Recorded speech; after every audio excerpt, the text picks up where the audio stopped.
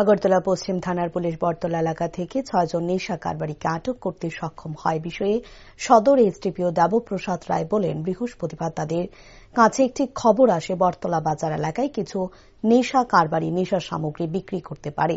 সেই ঘটনার খবর পেয়ে ওসি পরিতোষ দাসের নেতৃত্বে একটি পুলিশের দল গঠন করা হয়। তারপর বৃহস্পতিবার রাতে বটতলা বাজারে বিশেষ তদন্ত করে 4 জনকে আটক করতে সক্ষম হয় পুলিশ এবং তাদের কাছ থেকে 2টি পাউচ থেকে ড্রাগস উদ্ধার করা হয়, যার বাজার মূল্য আনুমানিক 1.5 লক্ষ টাকা হতে পারে বলে ধারণা। পরবর্তী সময়ে তাদেরকে জিজ্ঞাসাবাদের মাধ্যমে আরও 2 জন মহিলার নাম উঠে আসে এবং তাদেরকে পরবর্তী সময়ে আটক করা হয়। শুক্রবার তাদেরকে আদালতে প্রেরণ করা হবে এবং তাদের সঙ্গে আর কারা কারা যুক্ত রয়েছে সে বিষয়ে নজরদারি রেখে আটক করার উদ্যোগ গ্রহণ করা হবে।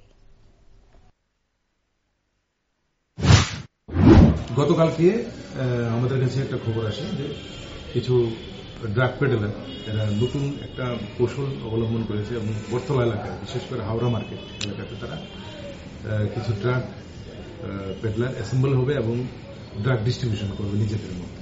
তো এই খবর অনুযায়ী পশ্চিম থানার ওসি পরিতোষ দাস এবং বটতলা থানার ওসি শুভজিৎ ওদেরকে নিয়ে একটু প্ল্যান করা হয় এবং টিম তৈরি করা হয়। এর মধ্যে সাদা পোশাকে এবং ইউনিফর্ম দুটি রাখা হয়েছিল।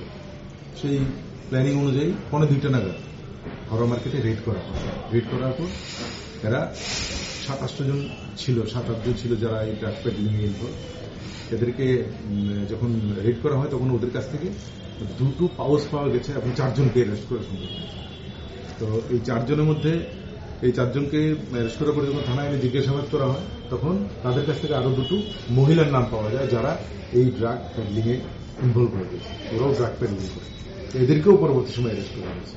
তো এদের বিরুদ্ধে একটি সুনির্দিষ্ট কেস নেওয়া হয়েছে এনডিপিএস অ্যাক্টে এবং আজকে তাদেরকে কোর্টে পাঠানো হবে এবং রিমান্ডের পর জিজ্ঞাসাবাদ করে যদি বাকি আরো যারা এতে ইনভলভ আছে যেখান থেকে এই জিনিসগুলি পাওয়া যায় বা এগুলি আমরা সব খতিয়ে দেখবো এবং অ্যাকশন নেব।